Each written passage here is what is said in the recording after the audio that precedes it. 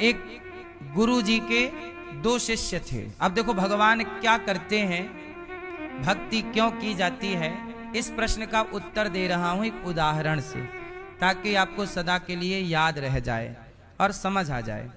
तो सुनो, एक गुरु जी के दो शिष्य थे, दोनों मित्र भी थे। शिष्य जो थे, दो मित्र थे, दो दोस्त थे। एक दोस्त मंदिर जाता, पूजा करता, सत्संग करता। दूसरा दोस्त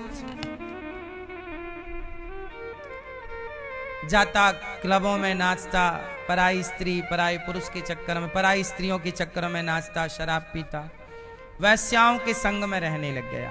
एक मित्र पूजा सत्संग और दूसरा मित्र वैश्याओं के चक्कर में, गलत रास्ता।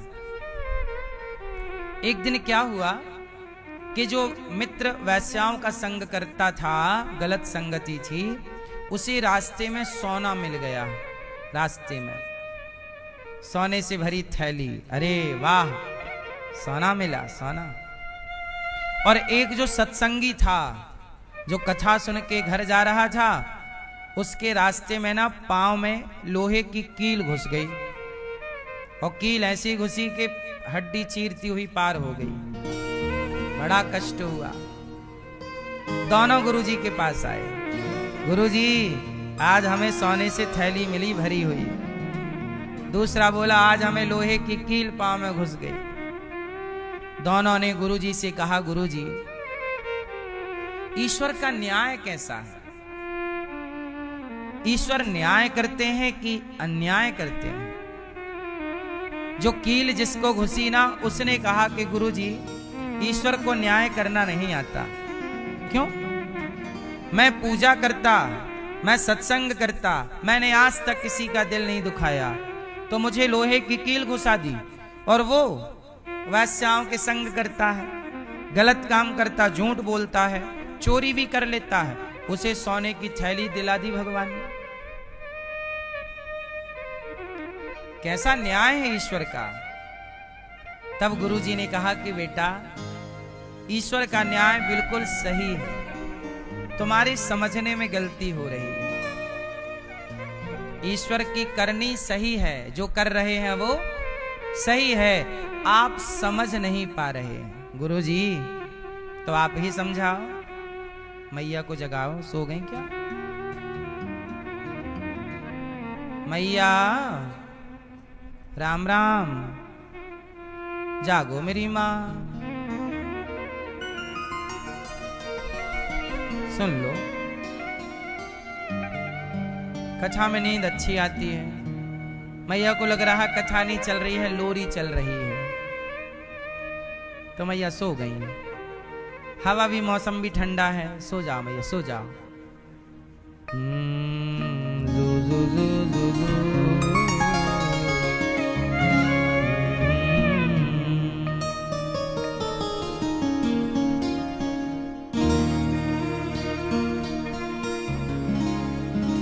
अब गुरुजी बताओ, भगवान का न्याय तो बड़ा गलत है। देखो ना, हम कभी झूठ नहीं बोलते, गलत काम नहीं करते। भगवान बोले गुरुजी बोले भगवान का न्याय सही है, तू समझ नहीं पाया, तो गुरुजी आप समझाओ। तब गुरुजी ने समझाया कि बेटा ईश्वर के पास तेरे कई जन्मों का हिसाब होता है, आपको आपके जन्म का हिसाब किताब पता ही नहीं है। ये जो आदमी है, जिसे तेरे दोस्त को सोने का भरा थैली मिली सोने से, आज के दिन उसे कहीं का राजा बनना लिखा था उसके भाग्य में। वो पिछले जन्म का बहुत बड़ा पुण्यात्मा, पर इस जन्म में वो रास्ता भटक गया, वैश्याओं का संग कर रहा है। तो संग गलत करने से उसका पुण्य समाप्त हुआ और इतना सा सोना मिल पाया है, जबकि उसे मिलना था खजाने, राजा। उसने गलत काम करके पुण्य नष्ट कर लिया, और ये भी धन उसका जल्दी नष्ट हो जाएगा वैश्याओं में।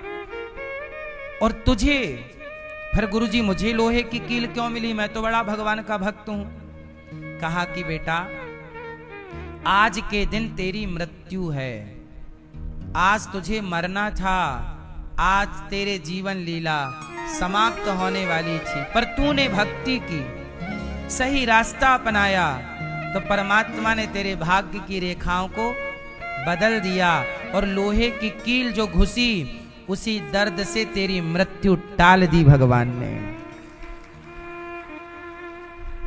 तो लोहे की कील से तेरी मृत्यु टल गई और तेरा जीवन अब तेरे सामने। कई बार हमें लगता है कि वो बड़ा पापी है, पर बहुत खुश है, कमा रहा है, हम सही चल रहे हैं, धर्म से चल रहे हैं, बेईमानी नहीं करते, पर हम गरीब हैं, पैसे तो आ ही नहीं रहे, हम बड़े परेशान। आप लोग वर्तमान देखते हैं। अच्छा देखो ना, दुर्योधन ने पांडवों का धन हड़प लिया, हड़प लिया कि नहीं? और दुर्योधन ने सिर्फ धन नहीं हड़पा, पांडवों की पत्नी भी हड़प ली, द्रौपदी ले आए ना बाल पकड़ के भरी सभा में, और पांडवों का धन भी हड़प लिया, पत्नी भी हड़प ली, अर्थात चीर हरण किया।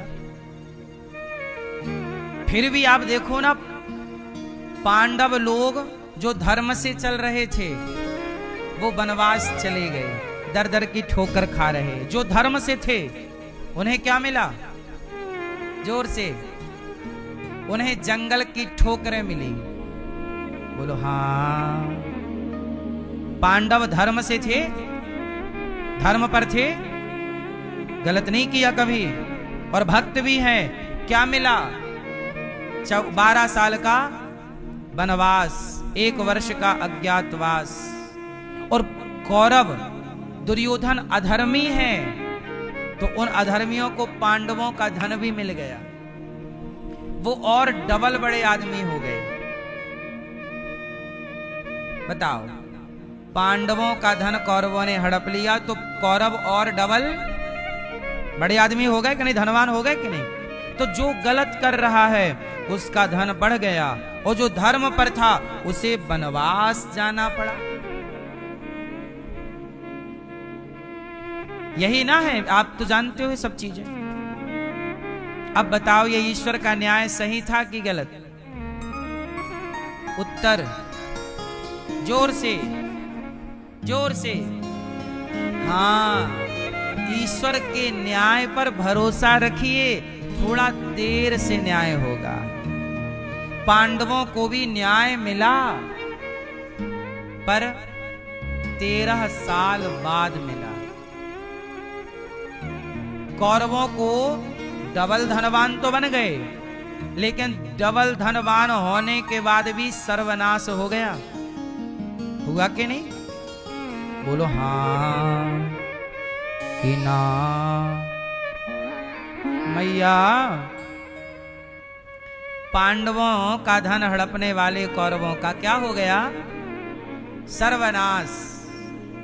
बेटे भी चले गए, जो धन खुद का था वो पूंजी खुद की भी समाप्त हो गई। और पांडवों को वनवास मिला तो था, पहले दुख है, पर बाद में धर्मराज युधिष्ठिर राजा बने। हस्तिनापुर किसकी हुई? धर्मराज युधिष्ठिर। तो धर्म पर चलने वाले के जीवन में पहले कष्ट हो सकता है, पर अंत भला है। और कहते हैं अंत भला तो, और पापी का, गलत करने वाले का अंत बुरा होता है। रावण का अंत अच्छा हुआ कि बुरा? कौरवों का अंत अच्छा हुआ कि बुरा? बोलो, बुरा हुआ। तो अंत बुरा, अंत बुरा है। इसलिए कहता हूं, ईश्वर के न्याय में थोड़ा टाइम है। ईश्वर, डॉक्टर जब फोड़ा देखता है कि आपको फोड़ा हो गया है, तो तुरंत उसे चीरा नहीं मारता। फोड़ा कच्चा है तो डॉक्टर पहले पकाने की दवाई देता है, और पकने दो। सही है? तुरंत मार देगा चीरा क्या? कच्चा फोड़ा है, कच्चे फोड़े मारेगा कुछ निकलेगा ही नहीं, घाव और हो जाएगा। पर पके हुए फोड़े में एक चीरा मारेगा मावाद बह जाएगी, मरीज को आराम लग जाएगा। तो ईश्वर भी पहले पाप का फोड़ा पकाते हैं। दुर्योधन जिस दिन द्रौपदी का चीर हरण कर रहा था, उसी दिन दुर्योधन को मार सकते थे भगवान, नहीं मारा। क्यों? क्योंकि अभी फोड़ा कच्चा है, अभी पाप का घड़ा बाकी है, थोड़ा कच्चा है। और भर बेटा, और अत्याचार कर। इसलिए पापी को भगवान पाप करने का अवसर देते हैं। जैसे उदाहरण से समझिए, माता कंस की बहन का नाम क्या था? माता देवकी। देवकी के 8वें बेटे से कंस को मरना था। आकाशवाणी ने यही तो कहा था कि कंस देवकी के 8वें पुत्र से तेरी मृत्यु होगी। तो जब देवकी का पहला बेटा हुआ, मां देवकी का, तो वसुदेव जी गए, लो बेटा, हमने वचन दिया था कि जो बच्चा होगा तुम्हें सौंप देंगे। तो जब पहला बेटा लेकर गए तो कंस ने उसे छोड़ दिया। बोले मुझे पहले बेटे से खतरा नहीं है, मैं नहीं मारूंगा। दूसरे बेटे को भी लेके गए। तब नारद जी ने कहा, अब देखो नारद जी आए, नारायण नारायण, कंस बच्चा छोड़ रहा है, ये उंगली यहां से गिनेगा तो ये 5वीं है, और यहां से गिनेगा तो कोई भी बच्चा 8वां हो सकता है। भाई 8वें से गिनोगे, 8 7 6 5 4 3 2 1, तो एक पहला 8वां हो जाएगा, नहीं हो जाएगा? कोई भी 8वां हो सकता है। कंस बोला बात तो सही है। अब कंस ने बुलाया और देवकी के पहले बच्चे को मार दिया। अब सवाल नारद जी पर है, काहे भैया, वो तो छोड़ दिया था, नारद जी आप क्यों मरवाए? अब बच्चा कंस ने मार डाला। तो नारद जी से पूछा गया, वो तो छोड़ दिया था,